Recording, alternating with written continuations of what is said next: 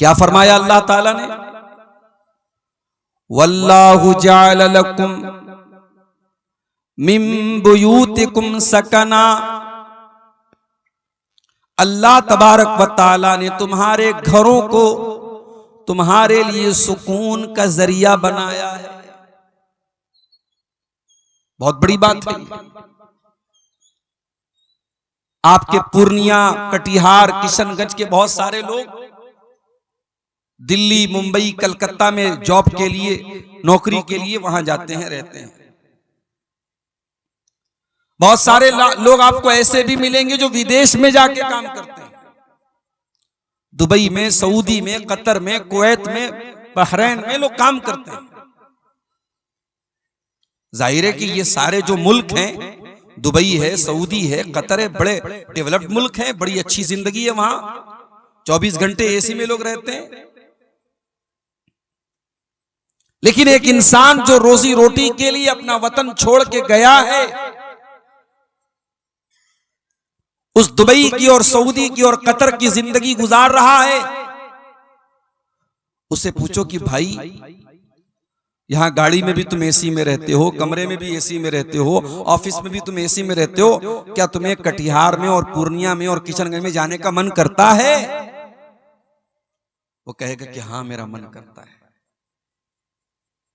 क्यों भाई? यहां तो एसी लगी है, चमचमाती रोड है, बेहतरीन बिल्डिंग है, यहां छोड़ के क्यों जाना चाहते हो? वो कहेगा कि मेरी बीवी वहां पर है, मेरे बच्चे वहां पर हैं, मेरी मां वहां पर है, मेरे बाप वहां पर है। इंसान दुनिया के किसी कोने में चला जाए, उसे अपना घर याद आता है, शांति मिलती है, सुकून मिलता है, तो अपने घर में मिलता है मेरे भाई। इसीलिए अल्लाह फरमाता है वल्लाहु जअल लकुम मिन बुयूतिकुम सकना। अल्लाह तबारक व तआला ने तुम्हारे घरों को सुकून का जरिया बनाया है। तुम दुनिया के किसी भी कोने में चले जाओ, विश्व के, वर्ल्ड के किसी भी कॉर्नर पे चले जाओ, तुम्हें सुकून तो अपने घर में आकर के मिलेगा। और नोट कर लो मेरे भाइयों, घर किसको कहते हैं? आज तो माशाअल्लाह हमारी शेरशाहवादी बिरादरी भी बेहतरीन मकान बना रही है।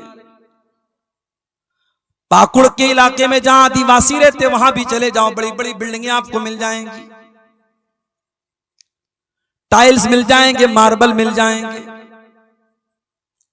मैं एक मर्तबा फैमिली के साथ एक प्रोग्राम में इंदौर गया, मध्य प्रदेश में इंदौर एक जगह है। एक साहब के मकान पे मैं ठहरा था, तो मकान की छत में डेकोरेशन के लिए उन्होंने झाड़ लगाया था। झाड़ समझते हैं आप? जो मकान की छत में जो लटकाते हैं खूबसूरती के लिए। तो मैंने पूछा कि बहुत अच्छा लग रहा है, इसकी कीमत क्या है? तो उन्होंने कहा हमने इसको विदेश से मंगाया है, उस एक झाड़ की कीमत 3 लाख रुपए। आज मुसलमान 3-3 लाख रुपए के झाड़ और फानूस से अपने मकानों को खूबसूरत बना रहा है। कोई प्लास्टिक पेंट के जरिए अपने मकान को खूबसूरत बना रहा है,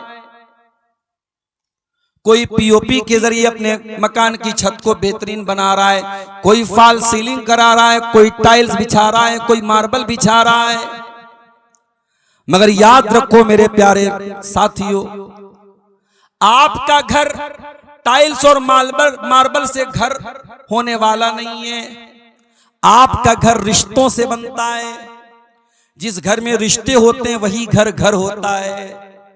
जहां माँ की दुआएं होती हैं, जहां बाप का प्यार होता है, जहां बच्चों की किलकारियां होती हैं, जहां सास और बहू के झगड़े होते हैं, जहां देवरानी जेठानी की नोक-झोंक होती है, जहां नंदों और भाभियों के बीच में कशमकश होती है, जहां रूठना होता है, जहां मनाना होता है, जहां बड़े डांटते हैं और छोटे खामोशी से सुन लेते हैं, जहां बड़ों की इज्जत होती है, जहां छोटों की तरफ से छोटों की का प्यार और शफकत होती है, इन तमाम चीजों के मिक्सचर को मिला करके घर बनता है।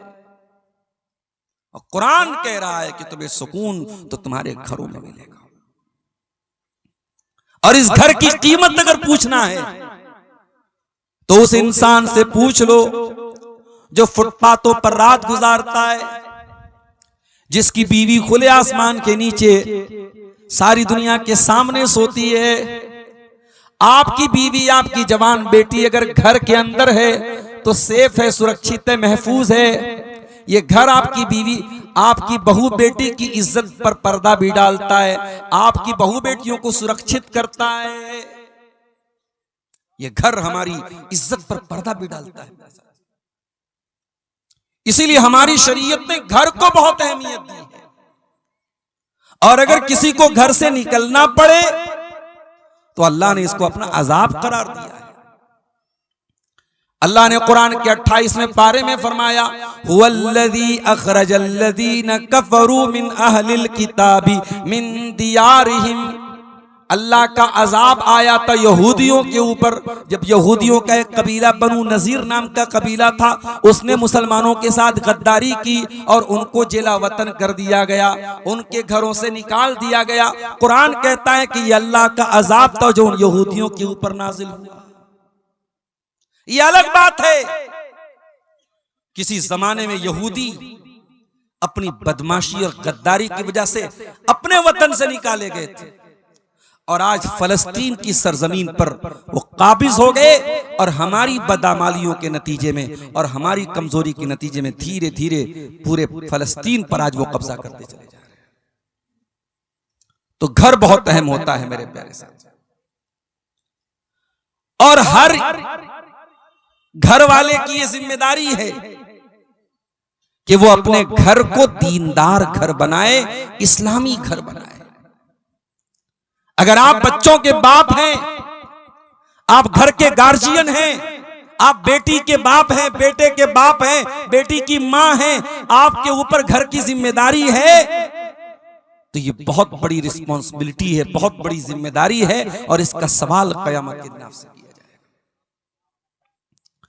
अल्लाह के प्यारे नबी जनाब मोहम्मद रसूलुल्लाह सल्लल्लाहु अलैहि वसल्लम फरमाते हैं, अला कुल्लुकुम राइउन व कुल्लुकुम मसऊलुन अन रइयतिही। ऐ लोगों, तुम में से हर इंसान जिम्मेदार है और कयामत के दिन उसकी जिम्मेदारी के बारे में सवाल किया जाएगा। फर्रजुलु राइन अला अहली बैतिही। आदमी अपने घर वालों का जिम्मेदार है, अपनी फैमिली का जिम्मेदार है, अपने परिवार का जिम्मेदार है, और कयामत के दिन उसको हिसाब देना पड़ेगा। वल मरातु राइयतुन अला बैति ज़ौजिहा। और औरत जो घर के अंदर रहती है, औरत घर वाली होती है, घर के अंदर क्या चल रहा है, जवान बेटी रात में किसके साथ बातें कर रही है, जवान बेटी 2-2 घंटे घर से किसके साथ गायब है, उसके मोबाइल पर रिचार्ज कौन करा रहा है, उसके पास नया पर्स कहां से आ रहा है, उसके पास तरह तरह की खाने की चीजें कहां से आ रही हैं, ये निगरानी करना, ये देखना, ये माँ का कर्तव्य है, माँ की जिम्मेदारी है। ये हम लोग जो बोलते हैं ना, लड़के बहुत खराब हो गए, लड़कियां बहुत खराब हो गई, ये लड़के और लड़कियां ऐसे खराब नहीं होते। जब लड़के और लड़कियों के गार्जियन, उनके माँ बाप जब कछुए की तरह रेत में, जब कछुआ रेत में अपनी मुंडी डाल लेता है तो ये समझता है कि सूरज नहीं निकला हुआ है, वही हाल आज उन माँ बाप का भी होता है। उन्होंने गफलत की चादर ओढ़ ली है, वो इस बात से बेफिक्र हो गए कि उनकी जवान बेटी कहां जा रही है और जवान बेटा कहां जा रहा है। अल्लाह के नबी फरमा रहे हैं, बेटा क्या कर रहा है, बेटी क्या कर रही है, घर वालों की रिस्पॉन्सिबिलिटी है, घर वालों की जिम्मेदारी है।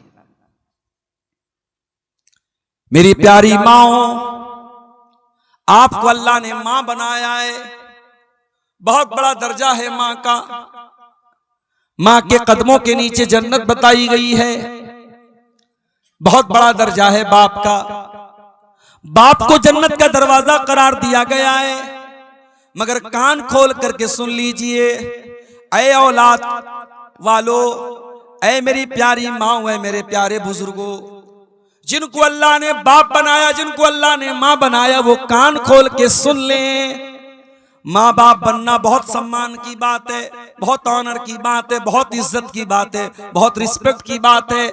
मगर ये सुन लीजिए अल्लाह के प्यारे नबी क्या फरमाते हैं, मा मिन अब्दिन यस्तरईहिल्लाहु रईयतन, जब अल्लाह ताला किसी बंदे पर कोई जिम्मेदारी डाल दे और फिर वो इस हाल में मर जाए कि वो अपनी जिम्मेदारी के साथ अन्याय कर रहा है, अपनी जिम्मेदारी के साथ धोखा कर रहा है, और इस हाल में मर जाए कि अपनी जिम्मेदारी को सही तरीके से पूरा नहीं कर रहा है, इल्ला हर्रमल्लाहु अलैहिल जन्ना, उस इंसान के ऊपर जन्नत हराम हो जाएगी। मां के पैरों के नीचे जन्नत है, मगर जिस मां को इस बात से कोई मतलब ना हो मेरी औलाद क्या कर रही है, जिस बाप को इससे कोई मतलब ना हो मेरा बेटा पैसा कमा के तो ला रहा है, कैसे ला रहा है, इससे कोई मतलब ना हो। अभी कल बनारस में एक साथी मुझे मिले, बनारस में साड़ी का कारोबार होता है, पिछले कुछ सालों से साड़ी का कारोबार बनारस का बहुत मंदी का शिकार है, बहुत परेशानी का शिकार है। बनारस के बहुत सारे जवान लड़के बेंगलोर में और सूरत में जाके काम करते। उसने कहा मौलाना, कहने को तो लड़के पैसा कमाने गए, लेकिन जो लड़के बेंगलोर में जाकर के और सूरत में जाकर के काम कर रहे हैं, कड़वी सच्चाई यह है कि मौलाना साहब वहां पर उनका कोई गार्जियन नहीं है, न माँ की डांट का डर है, न बाप की डांट का डर है, न वहां पे माँ है न बाप है, लड़का कमाने गया है। कहा मौलाना जितना कमा रहा है उसका आधा हिस्सा सिगरेट में, शराब में, नशे में, जुआ में अब वहां पे गंवा देता है। कहा कि अपने शहर में रहता था, अगर पांचों टाइम की नमाज नहीं भी पढ़ता था तो कम से कम जुमा की नमाज में शामिल होता था। वहां पैसा कमाने की ऐसी धुन है, मस्जिद की शक्ल तक नहीं जानता। जुमा की नमाज में भी कितने मुसलमान लड़के जो पैसा कमाने बेंगलोर और सूरत गए हैं, वो जुमा की नमाज तक नहीं पढ़ते हैं। और आज मेरे एक दोस्त ने झारखंड से फोन किया, उन्होंने भी सेम यही बात बताई कि यहां झारखंड के बहुत सारे लड़के पूना में काम कर रहे हैं, वहां आसाम की जो राजधानी है गुवाहाटी, वहां पे काम कर रहे हैं, कलकत्ता में काम कर रहे हैं, उनका भी हाल यही है। बीड़ी, सिगरेट, नशा, नमाज से दूरी, अय्याशी, बदकारी, ये आज हमारे नौजवानों की पहचान बन चुकी है। मेरे प्यारे भाइयों, घर में बरकत आए तो कहां से आए, घर में सुकून आए तो कहां से आए। हाँ, पैसा तो आ रहा है, दौलत तो आ रही है, घर में अच्छा खाना तो बन रहा है, बच्चे अच्छा कपड़ा तो पहन रहे हैं, मकान तो आलीशान बन रहा है, लेकिन जब जिंदगी में नमाज नहीं, जब जिंदगी में अल्लाह का जिक्र नहीं, तो मेरे प्यारे भाइयों उस घर में बरकत कहां से आएगी, बरकत कहां से आएगी। हमारा घर आज मनहूस हो चुका है, माफ कीजिएगा मुझे, मेरे जुमले अगर कड़वे हो तो माफ कीजिएगा मुझे। हमने अपने घरों को मनहूस बना दिया। कोई जमाना था सुबह नींद खुलती थी, बूढ़ी माँ मुसल्ले पर बैठ के नमाज पढ़ा करती थी, कुरान पढ़ा करती थी। मुसलमान के घर की शुरुआत कुरान से हुआ करती थी, नमाज से हुआ करती थी। आज रात में बिस्तर पे जाने के टाइम भी इंस्टाग्राम के वीडियोस देखे जा रहे हैं, फेसबुक के वीडियोस देखे जा रहे हैं, सुबह उठ करके भी नाच गाना ही देखा जा रहा है, म्यूजिक से शुरुआत हो रही है, म्यूजिक से खात्मा हो रहा है। ये हमारे घरों का हाल है। और घर के गार्जियन का हाल ये, वो घर में टाइम देने को तैयार नहीं है। अपनी जॉब से आने के बाद, अपने काम से आने के बाद जो थोड़ा बहुत टाइम बच्चों के साथ गुजारने का मौका मिलता है, वो टाइम भी आज हम मोबाइल के साथ गुजार रहे हैं। बच्चों के हाथ में उनका अपना मोबाइल है, बाप के हाथ में अपना मोबाइल है, माँ के हाथ में अपना मोबाइल है। आज बच्चों को मोबाइल पाल रहा है, यूट्यूब पाल रहा है। आज बच्चों को माँ बाप नहीं पाल रहे हैं। अरबी का एक शायर कहता है, बड़ी सच्ची बात कहता है, लईसल यतीमु मन इंतहा अबवाहु मिन हम्मिल हयाति व खल्लफाहु जलीला। अरे यतीम वो नहीं है, अनाथ वो नहीं है जिसका बाप उसको छोड़ के चला गया हो, जिसकी माँ उसको छोड़ के चली गई हो। अरे अनाथ तो वो बच्चा है। अरबी का शायर कहता है, इन्नल यतीम हुवल्लज़ी तल्का लहू उम्मन तखल्लत व बम मशगूला। जिसकी माँ के पास अपने बच्चे के लिए फुर्सत ना हो, जिसके बाप के पास अपने बच्चों के लिए समय ना हो। समय निकालो मेरे प्यारे साहब। आइए अल्लाह के नबी की एक हदीस सुनाता हूं। ये हदीस याद कर लो, पूरी तकरीर का खुलासा इस हदीस के अंदर आज पेश कर रहा हूं। अल्लाह के प्यारे नबी फरमाते हैं, तूबा लिमन मलक लिसानहु व वसियहु बैतुहु व बका अला खतीअतिही। तीन चीजों पर जो अमल करेगा, तीन चीजों को जो अपना लेगा वो कामयाब हो जाएगा, वो जन्नत में जाएगा। कौन सी तीन चीजें? नंबर 1, मलक लिसानहु, अपनी जबान पर कंट्रोल कर ले, जबान पे कंट्रोल कर ले। झूठ इसी जबान से, गाली गलोच इसी जबान से, गीबत इसी जबान से, चुगली इसी जुबान से, किसी की इज्जत पर हमला इसी जुबान से। जुबान पर कंट्रोल कर लो। दूसरी चीज, वह वसिअहु बैतुहु, आपका घर आपके लिए काफी हो जाए। अपना बिजनेस करने के बाद, अपनी जॉब करने के बाद, अपनी दुकान पर काम पूरा करने के बाद जो बाकी टाइम मिले वो अपने घर को दो, अपने घर वालों को दो। अल्लाह के नबी फरमाते हैं कि उसका घर उसके लिए काफी हो जाए। और तीसरी चीज, वह बकाला खतीयतिही, और वो तन्हाई में, अकेले में अपने गुनाहों पर नदामत के आंसू बहाता हो, रोया करता हो, तौबा करता हो, गिड़गिड़ाता हो। मेरे प्यारे भाइयों, हमने तो रोना भी बंद कर दिया, हमारी आंखें खुश्क हो गई, हमें तो रोना भी नहीं आता। आज हम इतने पत्थर दिल हो चुके हैं कि आज अपनी आंखों से जनाजा देखने के बावजूद, आज जनाजे की नमाज के दौरान और मैयत को दफनाने के दौरान भी हमारे चेहरे पर मुस्कुराहट होती है। हम रोना नहीं चाहते, हम रो नहीं पाते हैं।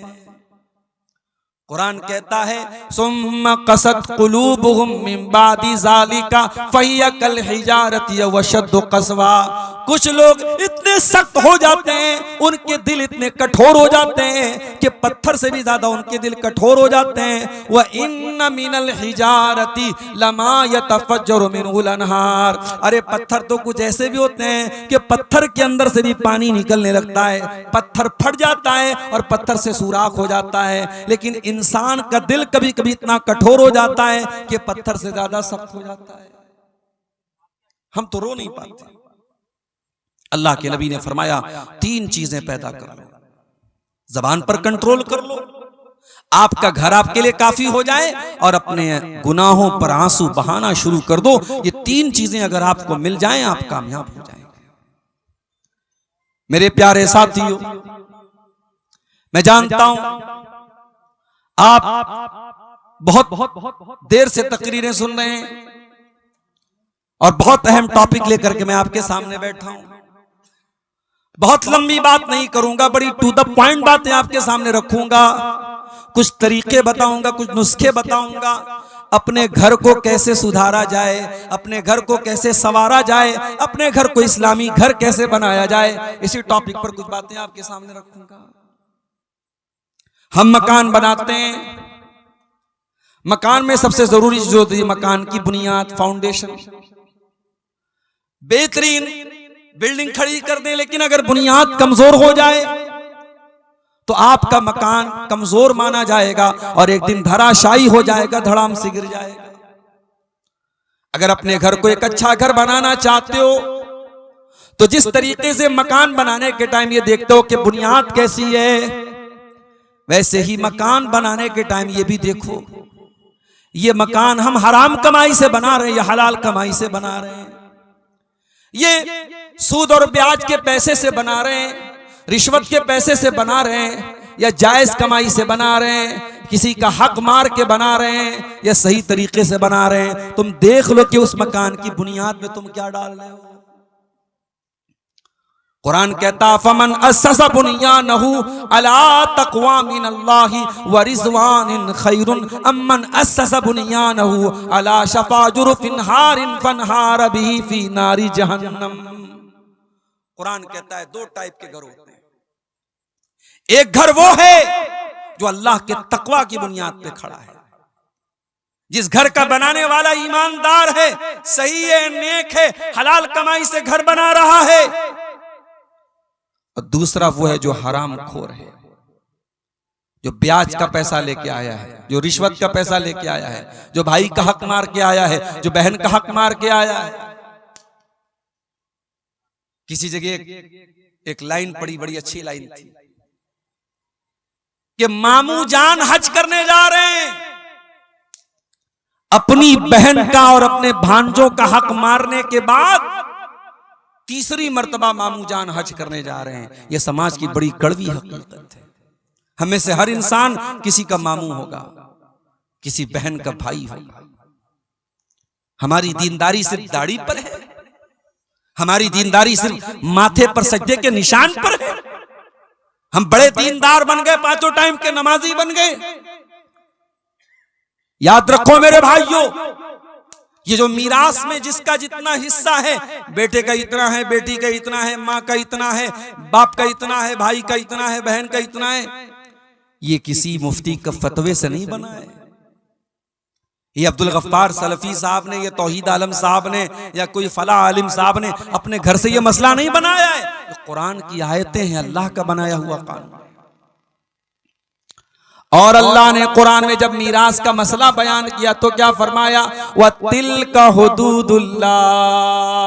मेरे बंदो, हम जो मीरास का कानून बता रहे हैं ये अल्लाह की बनाई हुई बॉर्डर है। जिस तरीके से इंडिया और बांग्लादेश की बॉर्डर पर आप देख लीजिए, बीएसएफ के सिपाही तैनात रहते हैं, जो ये देखते रहते हैं कि कोई बांग्लादेशी इंडिया में ना जाए, और बांग्लादेश के फौजी ये देखते हैं कि कोई इंडिया का आदमी बांग्लादेश में इनवैलिड तरीके से ना जा सके। कुरान क्या कह रहा है, व तिल्का हुदूदुल्लाह। हमने जो ये कानून बनाया है ये हमारी बनाई हुई बॉर्डर है, ये हमारा बनाया हुआ कानून है, ये हमारी बनाई हुई लिमिट्स है। जो इनको क्रॉस करेगा वो बर्बाद हो जाएगा, वो जहन्नम की आग में जलेगा। मकान आप बना रहे हैं, लेकिन पैसा कहां से लाया? आप इमारत की बुनियाद क्या रख रहे हैं? बेईमानी पर तो नहीं है, चोरी पर तो नहीं है, और सूदखोरी पर तो नहीं है, रिश्वत पर तो नहीं है। बुनियाद किस चीज पर है? अल्लाह फरमाता है कि ऐ मेरे बंदो, एक इंसान अपने मकान को अल्लाह के तकवा और उसकी रजा की बुनियाद पे खड़ा कर रहा है, और दूसरा इंसान किसी गड्ढे के किनारे अपने मकान को बना रहा है और हराम तरीके से अपने मकान को बना रहा है। फनहार बिही फी नारी जहन्नम। और एक दिन आएगा उसका मकान गिर जाएगा और उसको जहन्नम में लेकर के चला जाएगा। बच्चों से प्यार करते हो ना? अगर बच्चों से प्यार करते हो तो कभी हराम कमाई मत खिलाना अपने बच्चों, कम खिला देना।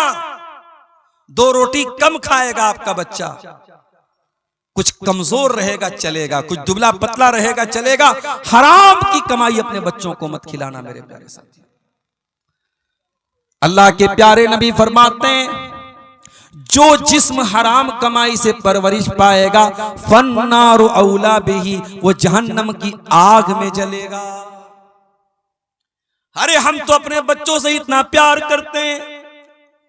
कभी कभी मेरे साथ ऐसा हुआ, मैं सफर में हूं, घर से बीवी का फोन आया, किसी बच्चे को चोट लग गई, किसी बच्ची को चोट लगी, वीडियो कॉल से मैंने देखा। मैं बिहार में बैठा हूं, मैं यहां से कुछ नहीं कर सकता। वहां बच्चे को चोट लगी है, बाप होने के नाते मेरा दिल तड़प जाता है। और अगर बच्चों को ऐसी चोट लग जाए कि बच्चों का खून निकलने लगे तो इंसान बेकरार हो जाता है। अपने बच्चों को हम जर्रा बराबर दुख और तकलीफ में नहीं देख सकते मेरे प्यारे साथियों।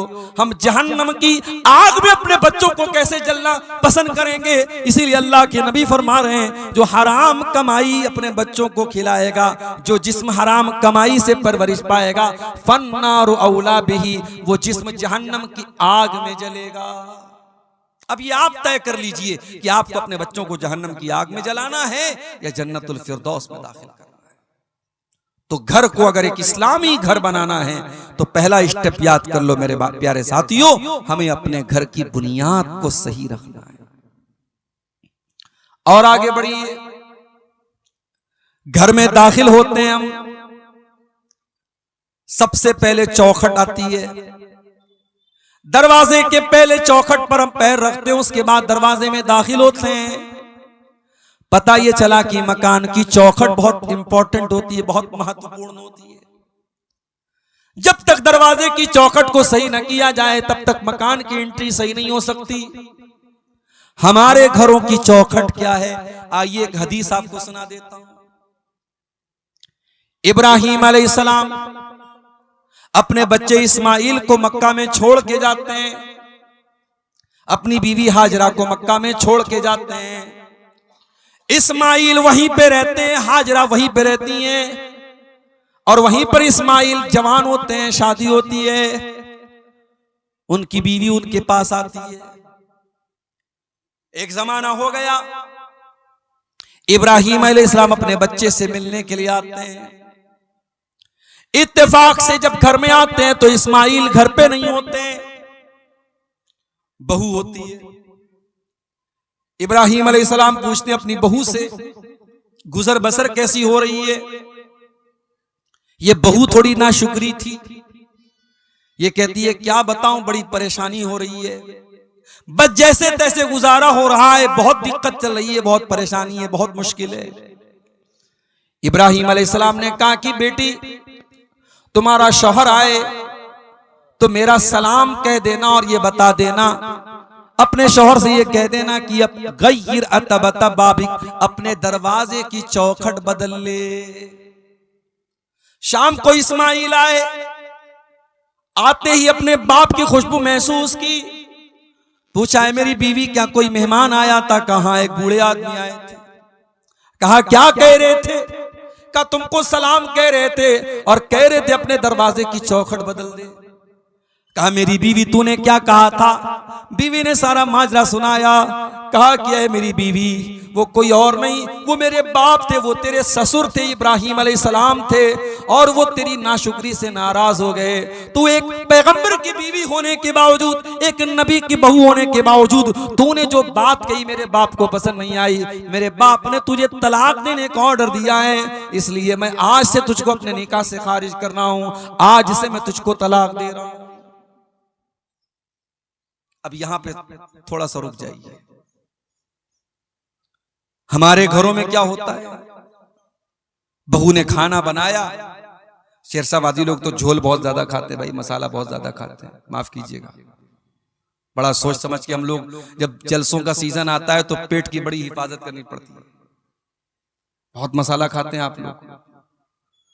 अब भाई मसाला आप ज्यादा खा रहे, बहू ने कम डाल दिया, वो भी मसला है। नमक आप ज्यादा खाते, बहू ने कम डाल दिया, वो भी मसला। और नमक आप कम खाते, बहू ने ज्यादा डाल दिया, वो और बड़ा मसला है। अब बहू ने खाने में नमक ज्यादा कर दिया, ससुर को गुस्सा आया, ससुर ने कहा चल अपने दरवाजे की चौखट बदल। तो क्या बेटा अपनी बीवी को तलाक दे देगा इब्राहिम अलैहिस्सलाम की सुन्नत पर अमल करते हुए? नहीं, रुक जाइए, अभी मैं हदीस को पूरा कर दूं, फिर मैं मतलब बताता हूं कि ऐसी सूरत में क्या किया जाएगा। इब्राहिम अलैहिस्सलाम ने अपने बहू के बारे में फरमाया कि दरवाजे की चौखट बदल दो। इस्माइल अलैहिस्सलाम ने तलाक दे दिया। कुछ दिनों के बाद इस्माइल अलैहिस्सलाम ने दूसरी शादी की और फिर एक मर्तबा इब्राहिम अपने बेटे से और बहू से मिलने के लिए आए। इत्तेफाक से इस मर्तबा भी बहू से मुलाकात हुई, बेटे से मुलाकात नहीं हुई। इब्राहिम ने पूछा बेटी कैसी गुजर बसर हो रही है? बहू ये दीनदार थी, नेक थी, अल्लाह वाली थी। इसने कहा बहुत अल्लाह का शुक्र है, अल्लाह जिस हाल में रखे अल्लाह का बहुत करम है, बहुत आराम से गुजर बसर हो रही है। कहा बेटी तेरा शौहर आए तो मेरा सलाम कह देना और कह देना सब भी ताता बता बाबिक, दरवाजे की चौखट बहुत अच्छी है, इस चौखट की हिफाजत कर। शाम हुई, इस्माइल आए, बाप की खुशबू महसूस की, बीवी से पूछा क्या कोई आया था? कहा कि यहाँ एक बड़े मियाँ एक बूढ़े मियाँ आए थे। कहा क्या कह रहे थे? कहा मुझसे हाल चाल पूछ रहे थे और जब मैंने अल्लाह का शुक्र अदा किया तो ये कह के गए हैं कि अपने शौहर को मेरा सलाम सुना देना और कह देना कि दरवाजे की चौखट की हिफाजत करें। कहा है मेरी बीवी, वो कोई और नहीं तेरे ससुर थे, मेरे बाप इब्राहिम अलैहिस्सलाम थे और उन्होंने तुम्हें पसंद किया है, तुम्हारी बात उनको पसंद आई है और उन्होंने कहा है कि मैं तुमको अपने निकाह में बरकरार रखूं। हदीस आपको मैंने सुना दी, बुखारी की हदीस है। इस हदीस से दो बात पता चली। पहली बात यह पता चली कि घर के अंदर दरवाजे की चौखट का अगर दर्जा किसी को हासिल है तो यह औरत को हासिल है। जिसको हम घरवाली कहते हैं, जिसको हम बीवी कहते हैं, जिसको हम अहलिया कहते हैं, बेगम कहते हैं, पत्नी कहते हैं, वाइफ कहते हैं, जो भी कह लें, घर के अंदर दरवाजे की चौखट की अगर हैसियत किसी को हासिल है तो औरत को हासिल है। पता ये चला अगर औरत गड़बड़ है तो इसका मतलब कि दरवाजे की चौखट गड़बड़ है, और जब दरवाजे की चौखट गड़बड़ है इसका मतलब कि दरवाजे की एंट्री गड़बड़ है, दरवाजे में आप सही तरीके से दाखिल नहीं हो सकते। इसलिए घर को अगर बनाना है, संवारना है तो घर की घरवाली का अच्छा होना बहुत जरूरी है। अब वो मसला भी सुन लीजिए, बहू ने खाने में झोल ज्यादा कर दिया, नमक ज्यादा कर दिया, ससुर को पसंद नहीं आया, सास को पसंद नहीं आया, ससुर ने कहा बेटे से तलाक दे दे, तो बेटा इतनी बात पर अपनी बीवी को तलाक नहीं देगा। अगर आपको ये लगता है कि इब्राहिम अलैहिस्सलाम के कहने पर इस्माइल ने तो तलाक दे दिया, तो कान खोल करके सुन लीजिए, अगर बाप इब्राहिम अलैहिस्सलाम के जैसा हो तब बाप के कहने पे बेटा तलाक दे देगा। हर बाप के कहने पर बेटा अपनी बीवी को तलाक नहीं देगा, वरना हर छोटी छोटी बात पे तलाक हो जाएगी।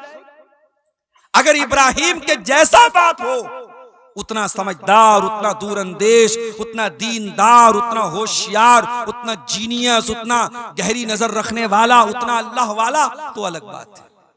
हर बाप को इस बात की इजाजत नहीं है, हर माँ को इस बात की इजाजत नहीं है कि वो बोले कि बहू को तलाक दे दो, बेटा तलाक दे दे। तो शौहर के घर की चौखट है बीवी। मेरे साथ मेरी प्यारी माँ बहनों, अगर आप पिंडाल के अंदर मौजूद हैं, मेरी आवाज आपके कानों तक पहुंच रही है, आप अपने बेटे के लिए जब बहू तलाश करने जाएं तो सिर्फ ये न देखें कि बहू कितनी खूबसूरत है, कितना रंग गोरा है, कितने अच्छे खानदान की है, कितने पैसे वाली है, कितना जहेज लेकर के आएगी। मेरी प्यारी माओ, आप जब अपने बेटे के लिए बीवी तलाश करने जाएं, आप अपने घर के लिए जब बहू लेने जाएं तो कान खोल के सुन लो, आप बहू लेने नहीं जा रही हैं, आप अपने दरवाजे की चौखट लेने जा रही हैं, और चौखट बहुत संभाल करके लाना। अल्लाह के नबी फरमाते हैं तुन कहल मरातो ले अरबईन, जब औरत की शादी होती है तो चार चीजें औरत के अंदर देखी जाती हैं, ले मालिहा वले हसबिहा वले जमालिहा वले दीनिहा। कुछ लोग माल देखते हैं, कुछ लोग खानदान देखते हैं, कुछ लोग खूबसूरती देखते हैं और कुछ लोग दीनदारी देखते हैं। आपने फरमाया फज़फर बेज़ाती दीन, दीनदार औरत को घर में लेके आ जाओ, कामयाब हो जाओगे। दीनदार औरत को घर में लेके आ जाओ। मेरे प्यारे भाइयों, अल्लाह ताला ने औरत को ये खूबी, इस खूबी से भी नवाजा है कि औरत अपनी बात मनवा लेती है, कभी हंस के मनवा लेती है, कभी रो के मनवा लेती है, कभी मुस्कुरा के मनवा लेती है, कभी आंसू बहा के मनवा लेती है। मैंने औरत के ऊपर एक नज्म लिखी थी, उसमें मैंने एक शेर कहा था, वो शेर ऐसा था, कुदरत ने तुझे गर्मी जज्बात अता की। ऐ औरत, अल्लाह ताला ने तुझे जज्बात की कुव्वत अता की है, कुदरत ने तुझे गर्मी जज्बात अता की। वो ना तकवा के भरम तोड़ दे, वो नाज़ अदा है। ऐ औरत, तेरे अंदर वो नाज है, वो अदा है, बड़े बड़े मुत्तकियों का तकवा तू तोड़ सकती है। अल्लाह ने तुझे नाज अदा की ताकत दी है और अल्लाह ने तुझे जज्बात की ताकत भी दी है। जज्बात की ताकत औरत के अंदर होती है। फिरौन बहुत बड़ा जालिम था, किसी की बात नहीं सुनता था, बच्चों को कत्ल करवाने का ऑर्डर दिया था उसने, मगर जब अपनी बीवी उसकी जब बच्चा लेकर के आती है, जो मूसा अलैहिस्सलाम की शक्ल में वो बच्चा जब हजरत आसिया की गोद में पहुंचता है, फिरौन की बीवी की गोद में, और फिरौन की बीवी अपने शौहर से कहती है ला तक़्तुलूहु असा अन यनफ़अना औ नत्तख़िज़हु वलदा। ऐ मेरे सरताज, देखिए कितना खूबसूरत बच्चा है, कितना प्यारा बच्चा है, हम इस बच्चे को कत्ल न कीजिए, हम इस बच्चे को अपना बेटा बना लेंगे, अपना बेटा बना करके पालेंगे। अच्छा, फिरौन को कोई बेटा नहीं था। फिरौन अपने आप को खुदा कहता था, रब कहता था, भगवान कहता था, गॉड कहता था, और फिरौन अपनी बीवी को बेटा नहीं दे सका। ऐसे ऐसे तो खुदा गुजरे दुनिया में, ऐसे ऐसे खुदा गुजरे, अपने आप को खुदा कहता था और अपनी बीवी को बेटा नहीं दे सका, और दूसरे के बच्चे को बीवी कह रही कि इसे हम अपना बेटा बना लेते हैं। अल्लाह अकबर। तो बीवी जो होती है वो बात मनवा लेती है मेरे साथ। बीवी चाहे कि आपकी सिगरेट छुड़वा देगी, बीवी चाहे कि आपका गुटखा छुड़वा देगी, बीवी चाहे कि आपको नमाजी बना देगी।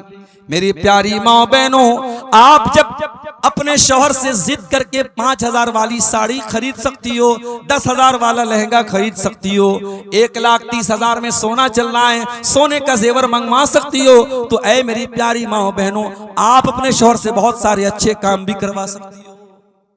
करवाने का तरीका होना चाहिए। अल्लाह के प्यारे नबी क्या फरमाते हैं, बड़े गौर से सुनिएगा। अल्लाह के नबी सल्लल्लाहु अलैहि वसल्लम फरमाते हैं रहीमल्लाहु रजुलन काम मिनल लैल, अल्लाह ताला रहम नाजिल फरमाए, अल्लाह ताला रहमत नाजिल फरमाए उस आदमी के ऊपर जो रात में उठ करके तहज्जुद की नमाज पढ़ता है, वह आई कज़म रात, और अपनी बीवी को भी उठाता है, और बीवी अगर उठने से इनकार कर देती है तो बीवी के चेहरे पर पानी डाल के उठाता है हिम्मत बीवी के चेहरे पे पानी डालने की? कहीं ऐसा ना हो कि उधर आप पानी डालें और उधर बीवी लात मार दे। भाई आजकल ये भी तो हो रहा है। बीवी से पंगा लेने की किसमें हिम्मत है भाई? दुनिया में सबसे पंगा ले सकते, बीवी से नहीं ले सकते। वो एक लतीफा है, एक आदमी की बीवी बहुत शक करती थी उसके ऊपर, बड़ा परेशान रहता था, महीने में 2-4 दिन मायके जाती तो उसमें भी फोन पर फोन करती रहती थी, कहाँ हैं आप, क्या कर रहे हैं आप? डर था कि कहीं किसी दूसरी औरत के साथ तो नहीं है। एक मर्तबा मायके गई, बच्चे को छोड़ के गई थी, बच्चा भी छोड़ के गई थी कि नजर रखे अपने बाप के ऊपर। मायके जाके फोन कर रही है शौहर को, कहाँ हैं आप? शौहर कह रहा कहाँ रहूंगा, घर पर हूं भाई, तुम्हारी इजाजत के बगैर कहाँ जा सकता हूं? कहा अच्छा घर पे हो, जाओ किचन में जाओ, किचन में जाओ और मिक्सर की आवाज मुझे सुना करके बताओ कि तुम घर में हो। शौहर ने मिक्सर की आवाज सुना दी, घर की आवाज आई, बीवी ने कहा अच्छा चलो भाई तसल्ली हो गई। दूसरे दिन फिर फोन किया बीवी ने, कहाँ हैं आप? शौहर ने कहा अरे बेगम मैं कहाँ रहूंगा, घर पर हूं। चलिए मिक्सर की आवाज सुनाइए। शौहर ने फिर मिक्सर चालू करके सुना दिया, घर की आवाज आई। तीसरे दिन बीवी ने कहा इतना शरीफ मेरा शौहर कब से हो गया, रोजाना मैं फोन कर रही हूं मुझे मिक्सर की आवाज सुना दे रहा है। तीसरे दिन बीवी सरप्राइज देने के लिए अचानक घर में आ गई। घर में आई तो शौहर गायब, बच्चा खेल रहा था। बच्चे से पूछा अरे तेरा बाप कहाँ है? कहा वो तो मिक्सर लेके गायब है 2 दिन से। तो कहते हैं कि अगर शौहर से बीवी शेर है तो शौहर सवा शेर भी बन सकता है भाई। तुम्हें सारा दिमाग तुम्ही को है थोड़ी, हमको भी तो थोड़ा बहुत दिमाग है। तो आप ये याद रखिए मेरे प्यारे साथियों कि घर के अंदर जब तक एक नेक घर वाली नहीं आएगी, घर का माहौल अच्छा नहीं हो सकता है। अल्लाह के नबी फरमाते हैं अल्लाह ताला रहमत नाजिल फरमाए उस आदमी के ऊपर जो रात में उठ करके तहज्जुद की नमाज पढ़ता है और अपनी बीवी को भी उठाता है। वह रहीमल्लाहु इम्रातन कामत मिनल लैल, और अल्लाह ताला ऐसी औरत के ऊपर रहमत नाजिल फरमाए जो रात में उठ करके तहज्जुद की नमाज पढ़ती है। वह आई क़ज़त ज़ौजहा, और अपने शौहर को भी उठाती है, और शौहर अगर इनकार कर दे तो शौहर के चेहरे पर पानी छिड़क करके उठाती है। ये होते हैं बेहतरीन कपल, एक दूसरे का ताउन करे दीन के सिलसिले में। इसीलिए अल्लाह के नबी फरमाते हैं लियत्तखिज़ अहदुकुम क़ल्बन शाकिरा, तीन चीजों को बैलेंस बना लो, तीन चीजों को खजाना बना लो, तीन चीजों को स्टोर कर लो, तीन चीजों को अपने घर में लेके आ जाओ। क़ल्बन शाकिरा, अपने सीने में ऐसा दिल लेकर के आओ जो अल्लाह ताला का शुक्रिया अदा करने वाला हो। व लिसानन ज़ाकिरा, और अपने मुंह में ऐसी जबान लेकर के आओ जो अल्लाह ताला का जिक्र करने वाली हो। व ज़ौजतन मोमिनतन तुईनुहु अला अम्रिल आखिरा, और ऐसी दीनदार बीवी लेके आओ जो आखिरत के कामों में, दीन के कामों में आपकी मदद करे। ऐसी बीवी अगर आपके घर में आ जाएगी, घर को जन्नत बना देगी। और आगे बढ़ी, घर को अगर जन्नत बनाना है तो बहुत जरूरी काम क्या करना है हमको? घर को अल्लाह के जिक्र से आबाद करना है। मुसलमान का घर है, सुबह भी मोबाइल पर गाने बज रहे हैं, शाम को भी गाने बज रहे हैं, बिस्तर पे जाने के पहले भी म्यूजिक बज रहा है। मुसलमान का घर है, 24 घंटे में कोई एक मर्तबा अल्लाह का नाम लेने वाला नहीं है। नेताओं के भाषण तो सुने जा रहे हैं, राजनेताओं की तकरीरें तो बजाई जा रही हैं, अल्लाह रसूल की बातें घर में कोई सुनने वाला नहीं है। गांव में जलसा होता है, उस घर का कोई आदमी जलसे में जाने को तैयार नहीं है। तकरीरों से बोर होने वाला परिवार है, ना शौहर को तकरीरों से इंटरेस्ट है, ना बीवी को तकरीरों से इंटरेस्ट है। एक आदमी घर में अल्लाह का जिक्र करने वाला, अल्लाह का नाम लेने वाला तक नहीं। मेरे प्यारे भाइयों, ऐसे घर को अल्लाह के नबी ने मुर्दा करार दिया। आपने फरमाया मसलुल बैतिल्लज़ी युज़करुल्लाहु फीही वल बैतिल्लज़ी ला युज़करुल्लाहु फीही, जिस घर में अल्लाह का नाम लिया जाए वो घर जिंदा है, और जिस घर में अल्लाह का नाम न लिया जाए वो घर मुर्दा है। वो घर मुर्दा है, अल्लाह के नबी ने उसको मुर्दा करार दिया है। अपने घर को जिंदा करो मेरे भाइयों, अल्लाह के जिक्र से आबाद करो। बहुत आसान तरीका बता देता हूं, जब भी घर में दाखिल हुआ करो बिस्मिल्लाह पढ़ के दाखिल हुआ करो, और जब घर के बाहर निकला करो बिस्मिल्लाहि तवक्कलतु अलल्लाहि ला हौला वला कुव्वता इल्ला बिल्लाह पढ़ लिया करो। क्या फायदा होगा मौलवी साहब? आइए मैं फायदा भी बता देता हूं।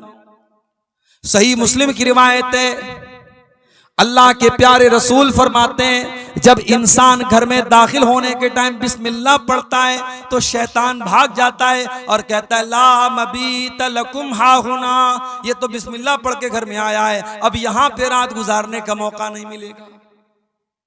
जब इंसान रात में डिनर करने के टाइम, खाना खाने के टाइम अल्लाह का नाम लेता है, बिस्मिल्लाह पढ़ता है, तो शैतान कहता है ला मबीत लकुम वला अशाहा हुना, ना तो यहाँ पे रात गुजारने का मौका मिलेगा, ना डिनर करने का मौका मिलेगा।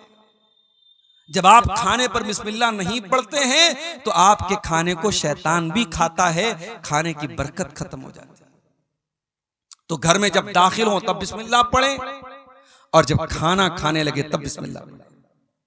और जब रात हो जाए, मगरिब की अजान हो जाए, तो अल्लाह के नबी ने फरमाया जब सूरज डूब जाए, जब मगरिब का टाइम हो जाए, फकुफ्फू सिबियानकुम, तो अपने छोटे बच्चों को घर के अंदर ले आओ। मगरिब के टाइम अपने छोटे बच्चों को बाहर मत भेजो, फ़इन्न शयातीन तंतशिरु हीन इज़िन, उस वक्त शैतान घूमते रहते हैं।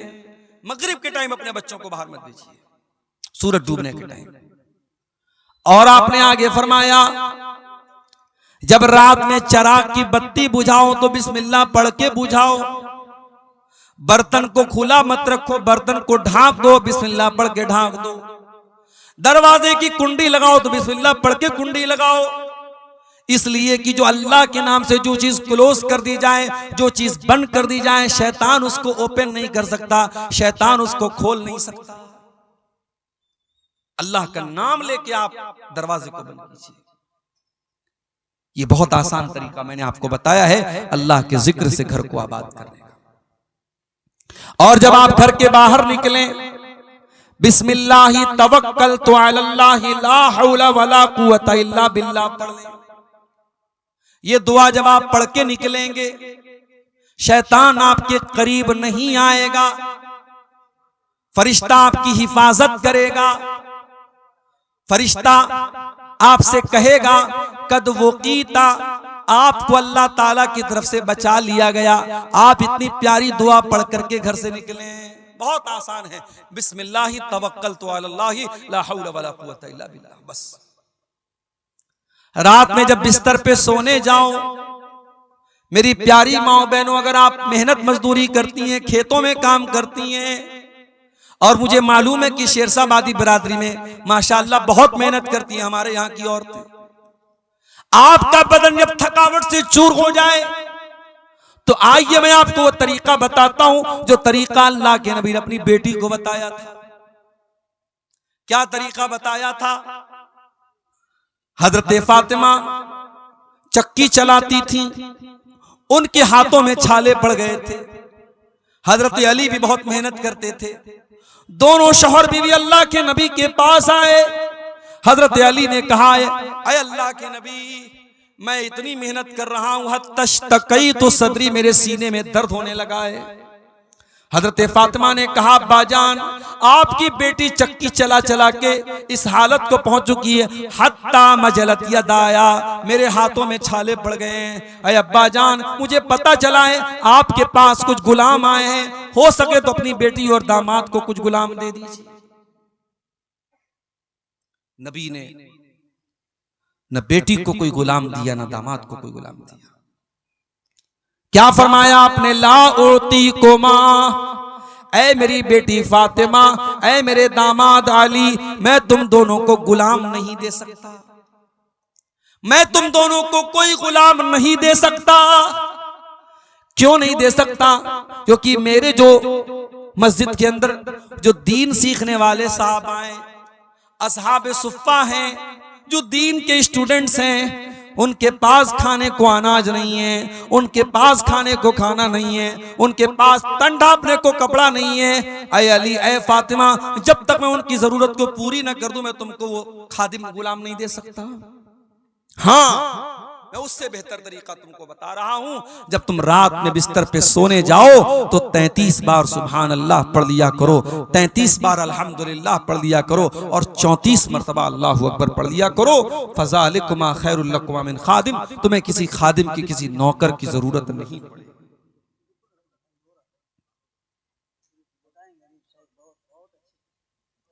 मेरे भाइयों, नबी ने अपनी बेटी और दामाद को परेशानी के बावजूद गुलाम नहीं दिया। नबी ने तस्बीह सिखाई है, और हजरत अली कहते हैं कि ये तस्बीह जब जिस दिन से नबी ने मुझको सिखाई है, उस दिन से लेकर के जब तक मैं जिंदा हूं, ये तस्बीह कभी मैंने छोड़ी नहीं है। सवाल करने वाले सवाल किया है, अली, आपकी जिंदगी में एक रात आई थी, सिफ़ीन की लड़ाई वाली रात, क्या उस रात भी आप ये तस्बीह पढ़ के सोए थे? कहा कि हाँ, उस रात में ये तस्बीह पढ़ के सोया था। मेरे प्यारे भाइयों, सहाबे किराम 2-2 घंटे तकरीरें नहीं सुनते थे, हाँ, जो सुनते थे अमल करते थे। नबी ने ये तस्बीह सिखाई तो इस तस्बीह के ऊपर हजरत अली ने अमल किया, हजरत फातिमा ने अमल किया। अपने घरों को अल्लाह के जिक्र से आबाद करो मेरे प्यारे साथियों, सुबह शाम के अज़कार पढ़ो। और आज अल्हम्दुलिल्लाह सबके हाथ में मोबाइल है, आप मोबाइल पर देख करके भी पढ़ सकते हैं। आप गूगल प्ले स्टोर पे जाएं और दुआ की कोई अच्छी सी किताब डाउनलोड कर लें, उसमें सुबह शाम के अज़कार आपको मिल जाएंगे। सुबह शाम के अज़कार आप देख करके भी पढ़ें, आप यकीन करें सुबह शाम के अज़कार आप पढ़ेंगे, बहुत सारी परेशानियों से आप बच जाएंगे। अब तो साहब इतने ज्यादा केस आ रहे हैं, मैं जहां जा रहा हूं, मौलवी साहब मेरी बेटी के ऊपर जिन्नात आ गया है, मेरी बेटी को जिन्नात परेशान कर रहा है, मेरे घर में जो है कोई साया है, कोई मसला है। क्यों आ रहे ये सारे मसले? क्योंकि हमने अपने घरों को मुर्दा बना दिया है। हमारे घरों में अल्लाह का जिक्र करने वाला कोई नहीं, अल्लाह का नाम लेने वाला कोई नहीं है। अल्लाह के नबी फरमाते हैं, इन्ना शैतान यनफिरु मिनल बैतिल्लज़ी तुक़रा फ़ीहि सूरतुल बकरा, जिस घर में सूरह बकरा पढ़ी जाती है उस घर से शैतान भाग जाता है। एक साहब मुझसे पूछने लगे, मौलवी साहब अगर मोबाइल पर हम सूरह बकरा को चालू कर दें और बड़े बड़े स्पीकर लगा दें घर में, और सूरह बकरा की आवाज पूरे घर में गूंजे तो क्या शैतान भाग जाएगा? मैंने कहा भैया शैतान से पूछना पड़ेगा, पूछना पड़ेगा शैतान से कि वो मोबाइल पर चलने वाले कुरान की तिलावत से उसके ऊपर असर पड़ेगा कि नहीं। तो इस सवाल का जवाब तो शैतान ही दे सकता है। क्या हाल हो गया है हमारा। बर्गर और पिज्जा खाते खाते, फास्ट फूड खाते खाते हम इतने फास्ट हो गए, इतने शॉर्टकट तलाश करने लगे कि हमें कुरान पढ़ने में भी अब जो है सुस्ती हो रही है। हम चाहते हैं कि कुरान मोबाइल पर हम चलाते, हमें ना पढ़ना पड़े।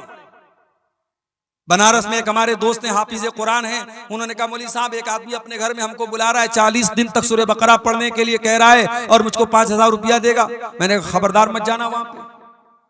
मैंने कहा कुरान पढ़ने से शैतान भागता है, हदीस में आया है, मगर किराया दे करके किसी दूसरे को पढ़वा करके शैतान नहीं भागेगा, ये हदीस में नहीं आया। आपको खुद कुरान पढ़ना है।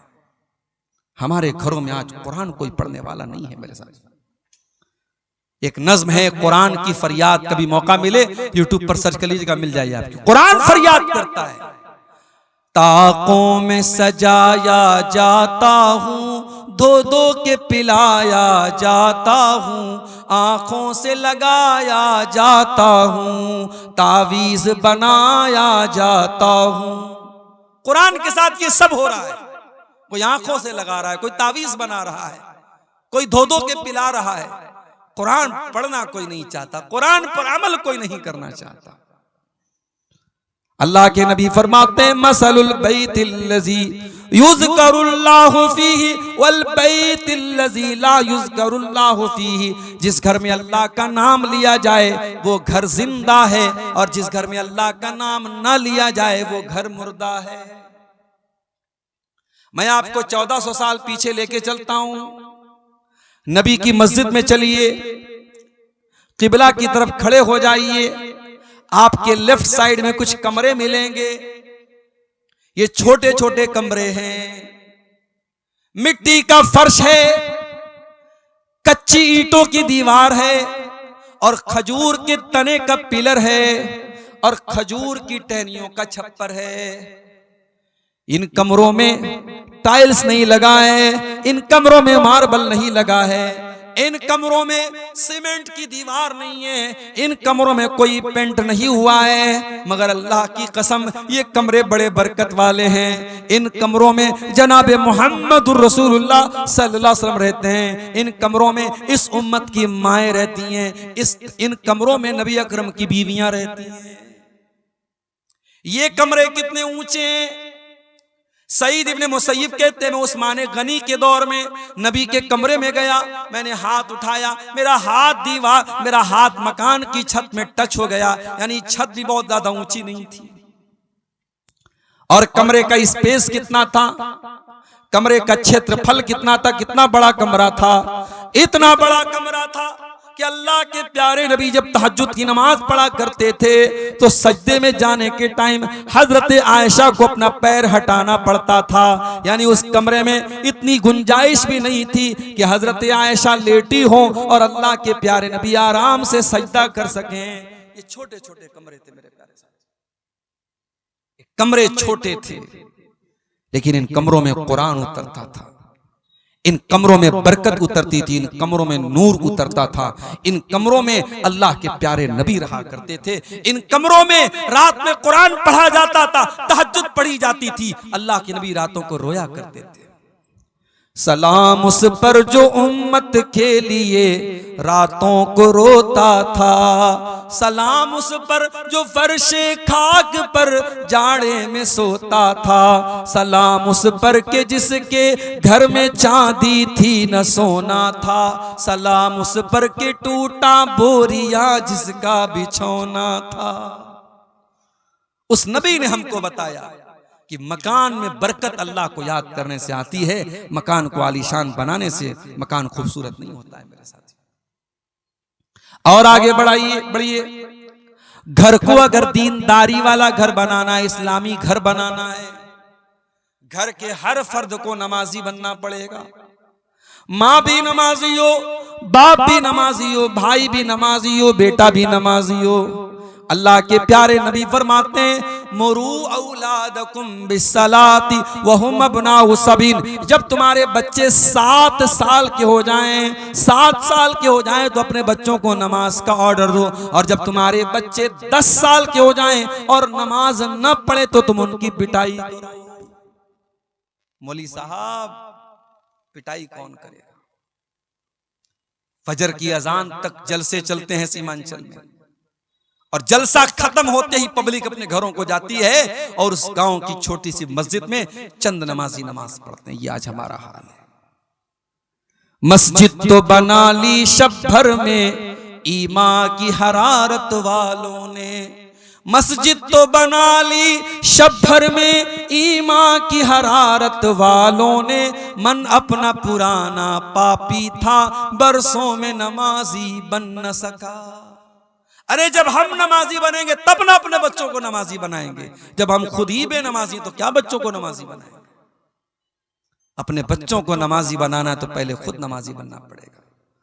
कुरान कहता है वअमुर अहलक बिस्सलाति वस्तबिर अलैहा, ऐ मेरे नबी नमाज का अपने घर वालों को हुक्म दीजिए और खुद भी नमाज की पाबंदी कीजिए। ला नसअलुका रिज़्क़ा, और ऐ नमाज पढ़ने वाले तेरी नमाज से तेरी रोजी रोटी पर कोई फर्क नहीं पड़ेगा, तेरी रोजी में कोई कमी नहीं आएगी। हम तुझसे तेरी रोजी नहीं मांगते, हम तो खुद तुझको रोजी देते हैं।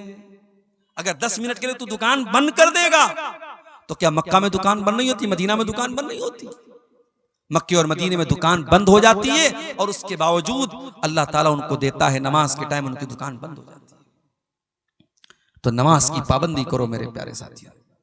कुरान कहता है वज़कुर फिल किताब इस्माइल, और याद करो किताब में कुरान में इस्माइल को, इन्नहु काना सादिक़ल वादी व काना रसूलन नबिया।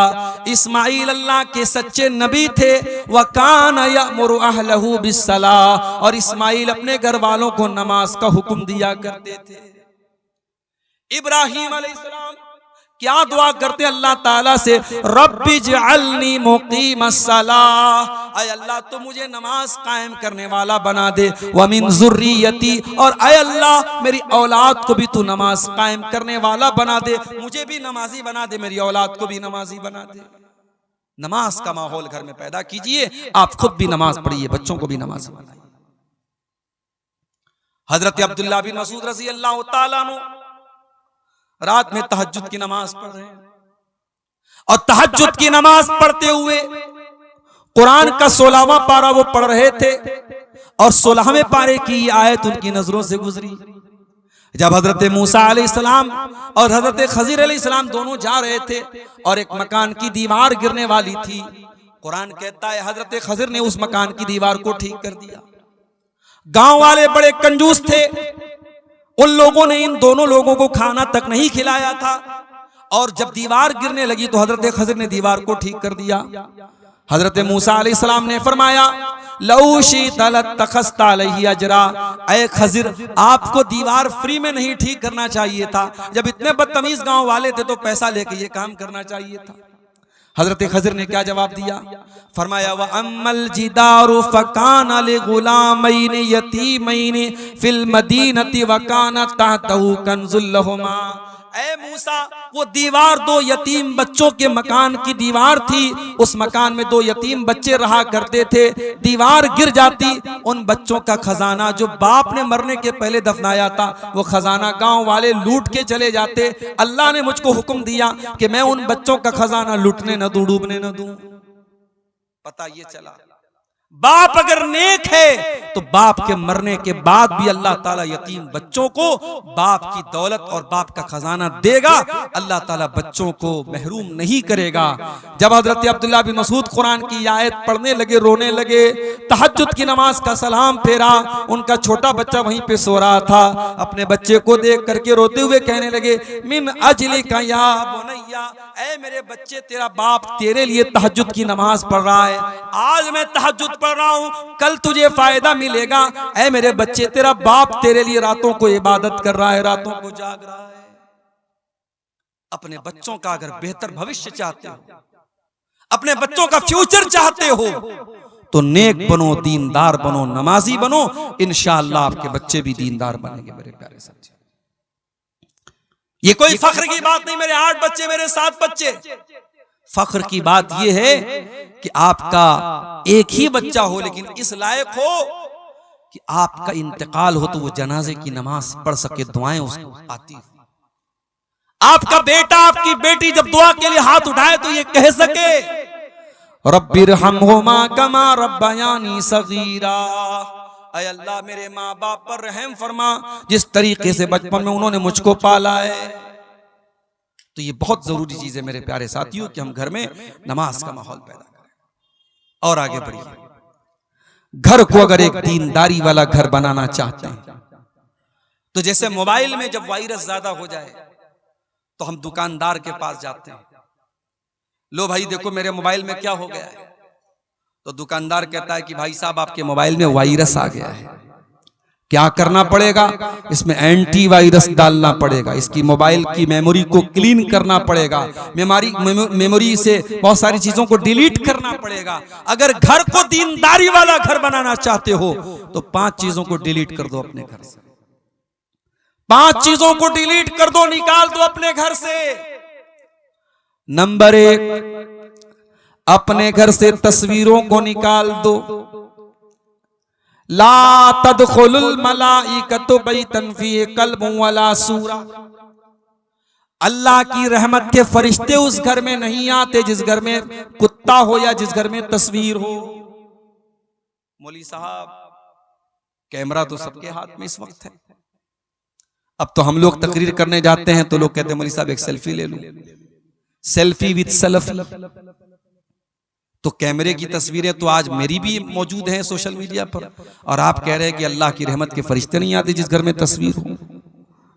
तो कैमरे की जो तस्वीर है उसके बारे में उलमा का इख्तिलाफ है, और उलमा की एक जमात का कहना है कि कैमरे की तस्वीर हराम नहीं है, क्योंकि कैमरे की जो तस्वीर होती है वो कोई पेंटिंग नहीं है कि जिसमें नाक कान आंख बनाया जाए। कैमरा तो बस एक अक्स ले लेता है सामने वाले का, एक प्रतिबिंब है, एक छाया है। और हदीस में जिस तस्वीर को हराम कहा गया है वो तस्वीर वो है जिसमें हम नाक का नाक पूरा बनाते हो। लेकिन आप ये सोचिए, मूर्ति की शक्ल में या पेंटिंग की शक्ल में, किसी भी शक्ल में, मूर्ति तो बहरहाल उसको मुजस्समा बोलते हैं, लेकिन आज के जमाने में भी पेंटिंग अलग होती है। आपने सुना होगा मकबूल फिदा हुसैन नाम का एक आदमी था, वो पेंटर था बहुत बड़ा, उसकी पेंटिंग करोड़ों में बिकती थी। तो पेंटिंग एक अलग चीज है, कैमरे की तस्वीर एक अलग चीज है। फिर भी बहुत सारे उलमा का यह कहना है कि कैमरे की तस्वीर से भी हमें परहेज करना चाहिए, और कैमरे की तस्वीर को प्रिंट करके उसको एल्बम बनाना और कमरे में सजाना।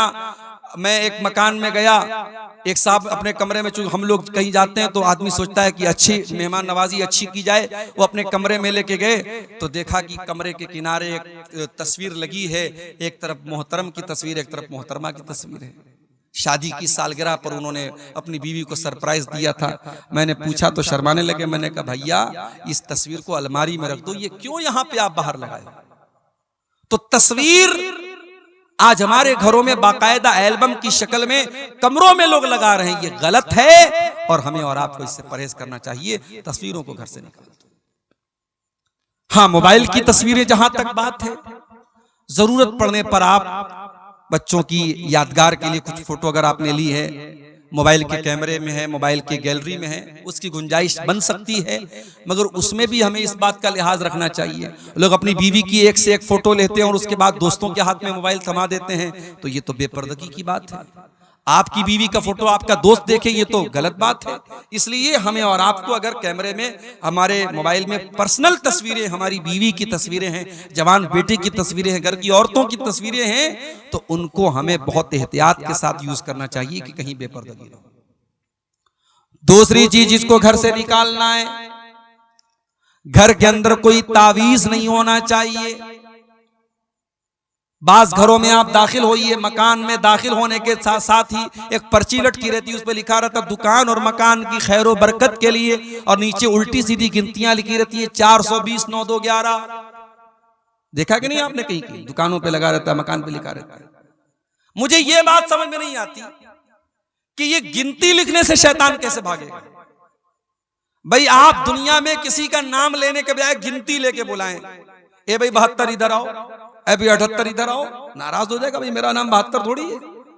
आप बिस्मिल्लाहिर्रहमानिर्रहीम के बजाय 786 लिख रहे हैं, आप मोहम्मद सल्लल्लाहु अलैहि वसल्लम के बजाय 92 लिख रहे हैं, आपने गिनती बना के रखी है। ये इस्लाम का तसव्वुर नहीं है मेरे प्यारे साथियों। और ये भी सुन लीजिए कि घर में कुरान की आयतों को लटकाने से भी बरकत नहीं आएगी। डॉक्टर आपको दवा देता है पीने के लिए, घर में आप आने के बाद सिरप को गले में नहीं लटकाते, टैबलेट को गले में नहीं लटकाते, टैबलेट को पीते हैं, सिरप को पीते हैं। उसी तरीके से कुरान को पढ़ने से शिफा मिलती है, कुरान को पढ़ने से बरकत आती है, कुरान लटकाने से बरकत नहीं आती है।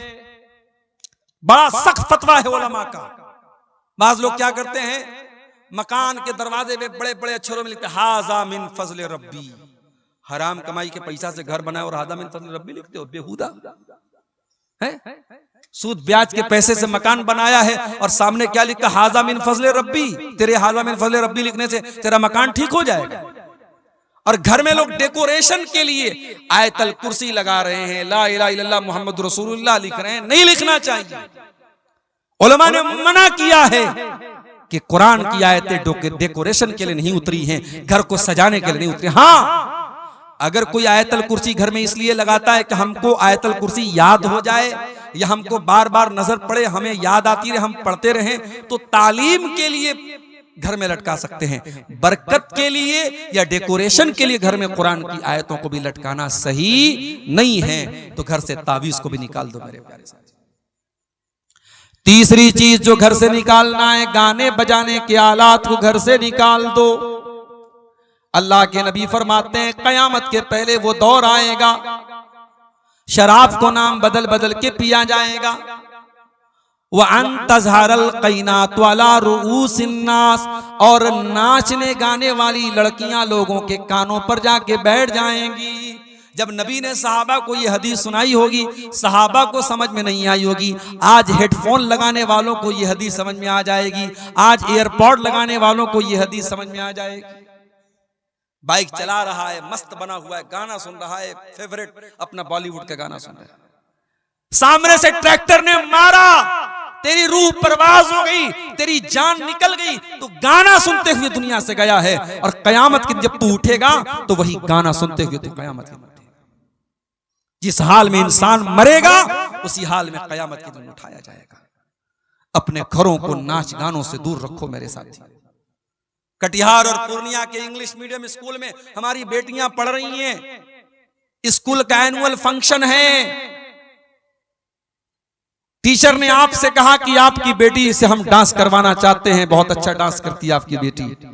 आपने कहा बहुत अच्छी बात है, हमारी बेटी डांस करेगी, हम देखेंगे। स्कूल का एनुअल फंक्शन हो रहा है, आपकी 12-13 साल की जवानी की दहलीज पर कदम रखने वाली लड़की डांस कर रही है और आप वीडियो बना रहे, फख्र से स्टेटस लगा रहे, साहब मेरी बेटी बड़ा अच्छा डांस करती है। ये मुसलमान है जिन्हें देख के शर्माया।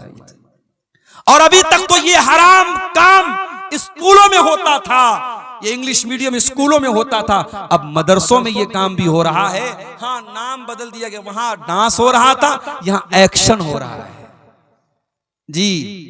लड़कियां नज़्म पढ़ रही हैं, ऐसे ऐसे झूम रही हैं, गा रही हैं, और उसको क्या, उसका बड़ा अच्छा नाम रख दिया, एक्शन हो रहा है। शर्म आनी चाहिए और चुल्लू और पानी में डूब मरना चाहिए। अपनी कौम की बच्चियों की हम नुमाइश कर रहे हैं पूरी दुनिया के सामने। अपने घर से निकाल के फेंक दो नाच गाने को। इस नाच गाने की आवाज को आपके नबी नापसंद करते थे, शैतान की आवाज करार दिया आपने। आज बड़े बड़े मुत्तकी दाढ़ी वाले, सजदा करने वाले, उनके मोबाइलों पर भी इंस्टाग्राम और स्नैपचैट और फेसबुक और अला और बला के जरिए उनके मोबाइल पर भी गाना बज रहा है। चौथी चीज जो घर से निकाल के बाहर फेंकना है, एंटीवायरस डालना है, वायरस निकाल देना है। बेहयाई को अपने घर से निकाल दो, बेपर्दगी को निकाल दो। कहीं ऐसा ना हो कि साल के 359 दिन तो आपके घर में पर्दा होता हो, लेकिन शादी वाले दिन आपने भी अपनी आंखें बंद कर ली। मौलवी साहब आज तो शादी है, आज इजाजत है बेपर्दगी की। कुरान की कौन सी आयत है और नबी अकरम की कौन सी हदीस है जो शादी ब्याह के मौके पर आपके घर की औरतों को खूबसूरत कपड़े पहन के, लिपस्टिक लगा के, पाउडर लगा के, क्रीम लगा के, सज करके, सवर करके दुनिया के सामने नुमाइश करने की इजाजत देती है। और मुझे तो हैरत होती है कि आपके सीमांचल के जलसों में भी औरतें आती हैं और बाकायदा तैयार होकर के माँ अपनी बच्चियों को तैयार करके लेके जाती हैं और बगैर किसी पर्दे के खूबसूरत मेकअप से सजा करके, सवार करके उन लड़कियों को जलसों में लेकर के आया जाता है। माफ करना मेरे प्यारे भाइयों, अकबर इलाहाबादी ने बिल्कुल सही कहा था, बेपर्दा नजर आई कल जो चंद बीबियां, अकबर ज़मीं में गैरत कौमी से गड़ गया। पूछा जो उनसे आपका पर्दा वो क्या हुआ? कहने लगी कि अक्ल पे मर्दों के पड़ गया। जब औरत का पर्दा उतरता है तो सबसे पहले मर्दों की अकल पे जाके चढ़ जाता है। जी हाँ, वो मर्द दयूस है, वो मर्द बेगैरत है जिसके घर की बेटी, बहू और बहन बेपर्दगी करे, बेहयाई करे और उसको कोई फर्क ना पड़े, उसकी माथे पर कोई शिकन ना आए। अल्लाह के प्यारे नबी सल्लल्लाहु अलैहि वसल्लम फरमाते हैं, 3 लोग ऐसे होंगे जिनकी तरफ कयामत के दिन अल्लाह ताला ना तो देखेगा, ना बात करेगा, ना पाक और साफ करेगा।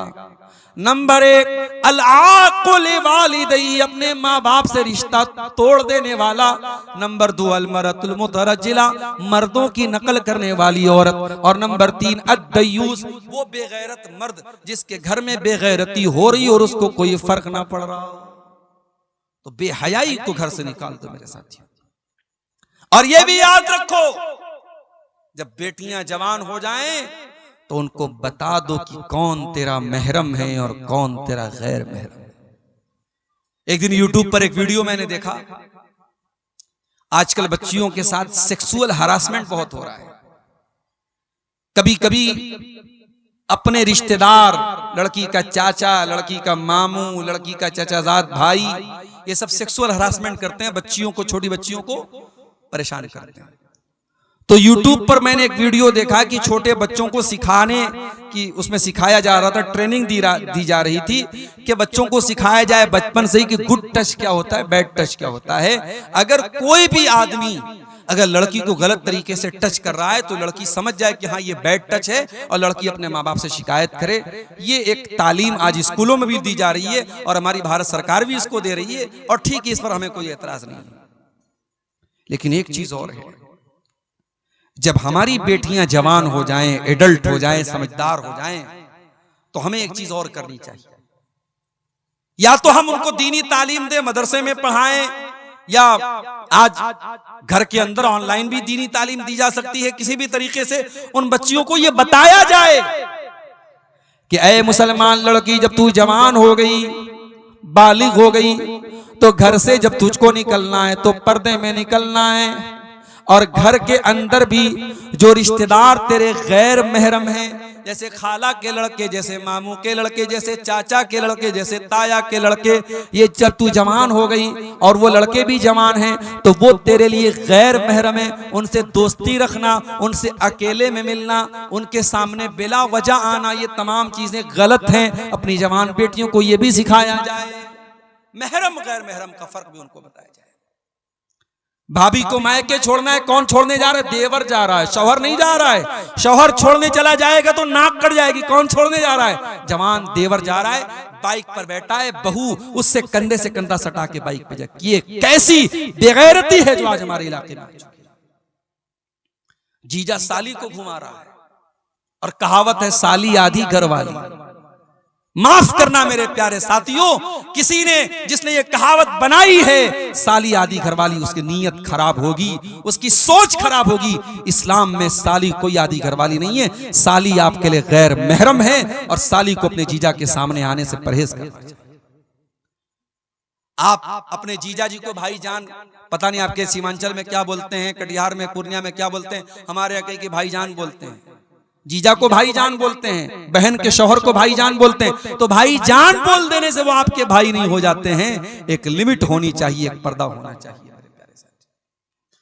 नबी अकरम के पास एक सहाबी आते हैं, सवाल करते हैं, अफरअयतल हम्वा या रसूल अल्लाह, अय अल्लाह के नबी, क्या देवर भी भाभी के पास अकेले में नहीं जा सकता? जीजा साली के पास अकेले में नहीं जा सकता?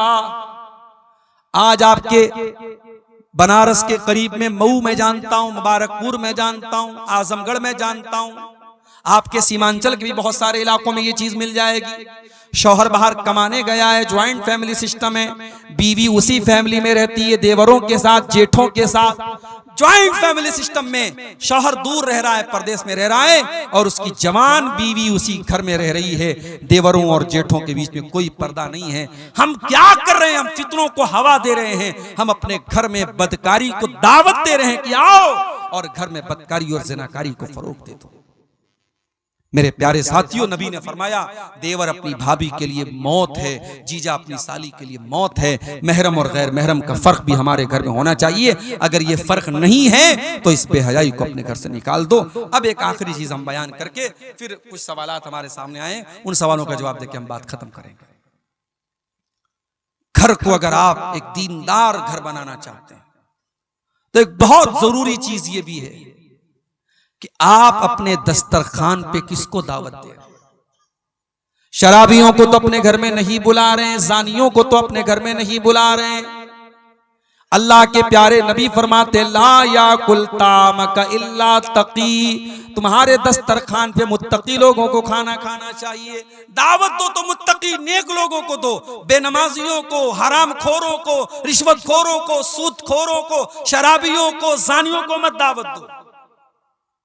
अपने दस्तरखान पे नेक और दीनदार लोगों को दावत दो।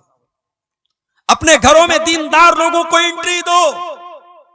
याद करो हजरत नूह अलैहिस्सलाम की दुआ। हजरत नूह अलैहिस्सलाम ने क्या दुआ की थी? रब्बिग़फिरली वलिवालिदैया वलिमन दखल बैतिया मुमिनन वलिल मुमिनीन वल मुमिनात। आय अल्लाह, मुझे बख्श दे, मेरे माँ बाप को बख्श दे, और मेरे घर में जो ईमान वाला आए तू उसको भी बख्श दे, और तमाम मोमिन मर्दों को बख्श दे, तमाम मोमिन औरतों को बख्श दे। पता ये चला कि अपने घर में नेक और ईमान वाले को, मुत्तकी को हम अपने घर में दावत दें। शरीयत इसकी भी हमको तालीम देती है। और आखिरी चीज ये है मेरे साथ, ये जितनी चीजें मैंने बयान की इनका ताल्लुक हमारी कोशिश से, हमारे संघर्ष से, हमारे स्ट्रगल से, लेकिन हिदायत तो अल्लाह के हाथ में है। हिदायत का रिमोट कंट्रोल अल्लाह के हाथ में है। इसलिए अल्लाह से दुआ भी करते रहो कि अल्लाह मेरे घर को नेक बना दे। और दो दुआएं मैं सिखा रहा हूं, इन दोनों दुआओं को नोट करो। पहली दुआ आपको मिलेगी 19वें पारे में, सूरह फुरकान के आखिरी रुकू में। बड़ी प्यारी दुआ है, अल्लाह के नेक बंदे दुआ करते हैं, रब्बना हब लना मिन अज़वाजिना व ज़ुर्रिय्यातिना कुर्रता आयुन वजअलना लिलमुत्तक़ीना इमामा। ऐ परवरदिगार, हमारे बीवी बच्चों को हमारी आंखों की ठंडक बना दे और हमें मुत्तकियों का इमाम बना दे। बड़ी प्यारी दुआ है, इस दुआ को पढ़ा करो मेरे साथ। और दूसरी दुआ कुरान के 26वें पारे में शुरू में है, सूरह अहकाफ में, जब इंसान 40 साल का हो जाए तो ये दुआ पढ़े। 40 साल का जब इंसान हो जाता है ना तो मैच्योर हो जाता है, और जो 40 साल में भी न सुधरे वो कब्र में जाने तक भी नहीं सुधरेगा। ये बात नोट करो। बुरी आदतें जो छूटने वाली होती है 40 साल तक छूट जाती हैं, और जो बुरी आदतें 40 साल तक ना छूटे वो 70 साल में भी नहीं छूटती। कुछ बूढ़ों को देखो, 70 साल के बूढ़े हैं, चौराहों पर बैठे हैं और उनकी आंखें जो हैं इधर उधर घूम रही हैं। वो जवानी की शरारतें, बुढ़ापे में हाथों में जुम्बिश नहीं, पैरों में ताकत नहीं, मगर वो शरारतें बुढ़ापे में भी जिंदा रहती हैं बाज बूढ़ों के अंदर। तो 40 साल इंसानी जिंदगी का बड़ा अहम पॉइंट है। इसीलिए अल्लाह ने 40 साल का होने के बाद ये दुआ सिखाई, और रब्बी औज़िअनी अन अश्कुरा निअमतकल्लती अनअमता अलैया व अला वालिदैया व अन अअमला सालिहन तर्दा व अस्लिह ली फी ज़ुर्रियती। बड़ी प्यारी दुआ है। ऐ अल्लाह, मुझे तौफीक दे कि मैं तेरी नेमतों का शुक्रिया अदा करूं। जो नेमतें तूने मुझको दी और मेरे माँ बाप को दी, और ऐ अल्लाह मुझे तौफीक दे कि मैं ऐसा नेक अमल करूं जिससे तू खुश हो जाए। व अस्लिहली फी ज़ुर्रियती, और अय अल्लाह मेरी औलाद की तू इस्लाह कर दे, मेरी औलाद को नेक बना दे, मेरी औलाद को अच्छा बना दे। ये बड़ी प्यारी दुआ है। ये दोनों दुआएं पढ़ा करो मेरे साथ, दुआएं पढ़ा करो।